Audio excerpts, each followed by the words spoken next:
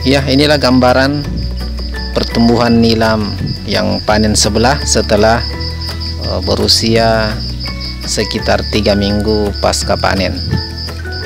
Jadi kita bisa melihat perkembangannya, di mana pucuk pada tanaman nilam yang kita sisa ini berkembang sangat pesat, sehingga tanamannya rebah seperti ini karena beban daun dan tunas yang berlebihan. Kita juga bisa melihat pertumbuhan tunas muda dari ranting-ranting yang telah kita gunting. Jadi kita bisa melihat perkembangannya sangat cepat. Kita bisa melihat biasanya jika teknik menggunting menghabiskan full, ini perkembangannya sangat lambat. Jadi ini cocok untuk diaplikasikan bagi petani nilam. Ini sangat efektif karena tingkat kematian atau pertumbuhan yang lambat pasca panen ini bisa kita hindari.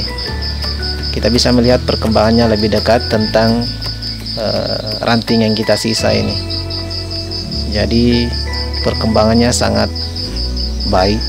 Ini sudah layak untuk kita panen bila saja ingin digunting. Namun bila masih ingin menunggu sampai 2 bulan, itu boleh.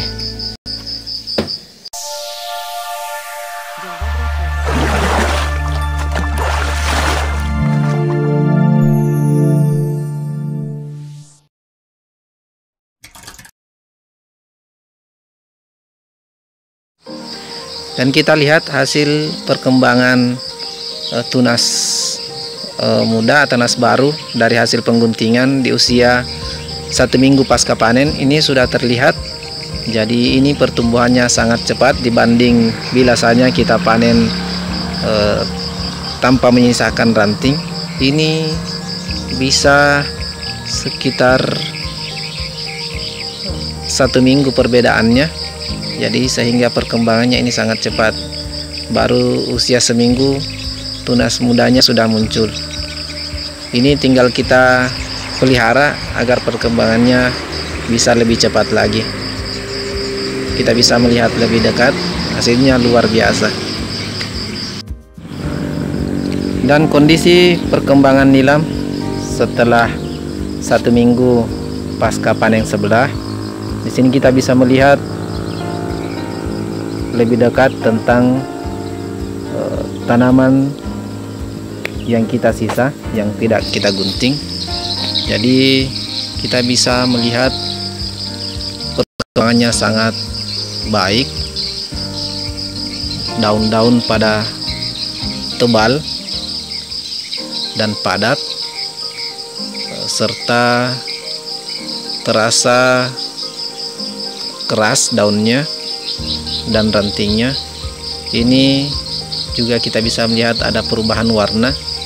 Hal ini terjadi karena paparan atau sinar matahari langsung mengenai daun-daun yang dahulunya tertutup karena lebatnya tanaman nilam. Jadi ini hasil panen, tampak seperti nilam yang belum dipanen. Dan ini kami akan coba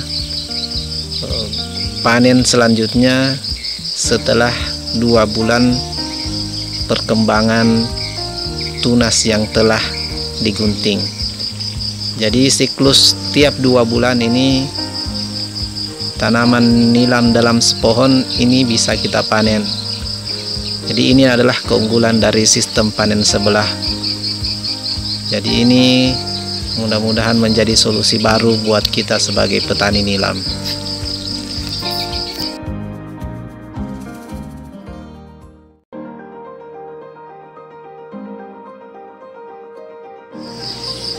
Jadi langkah awal pasca panen yang harus kita lakukan, yang pertama adalah tentang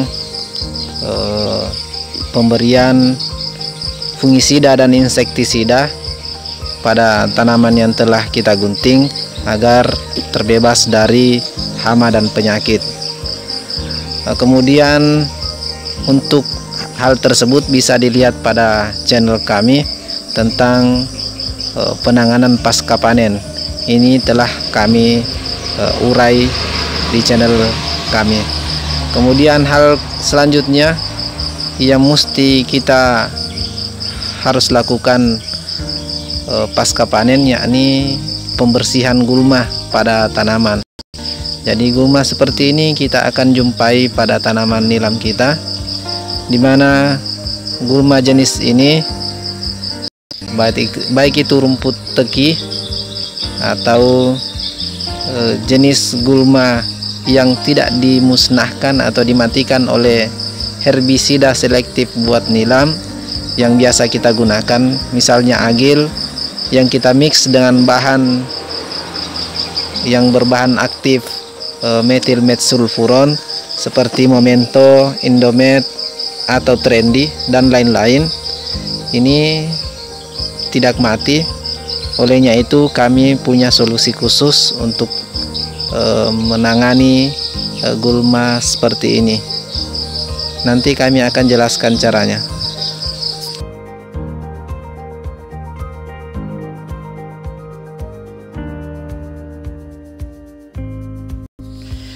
Tips memusnahkan gulma yang tidak dimusnahkan oleh herbisida selektif yang kita gunakan biasanya, yakni kami menggunakan herbisida sistemik, di mana cara penggunaannya berbeda. Kami hanya menyemprot di bagian selah antara tanaman nilam, namun tidak mengenai nilamnya, karena ini bisa beresiko untuk tanaman nilam. Kemudian gulma yang berada di sekitar tanaman nilam, biasanya gulma nilamnya sudah sehat, gulma tersebut akan sendirinya tertutupi dan mati.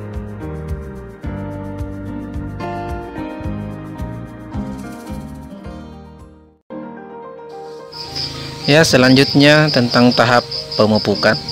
Di sini kami menggunakan dua jenis pupuk yang kami campur, yakni pupuk ZA dengan NPK. Yang kedua ini adalah pupuk subsidi yang mudah didapat dan dijangkau oleh petani. Jadi usahakan kedua bahan ini tercampur merata.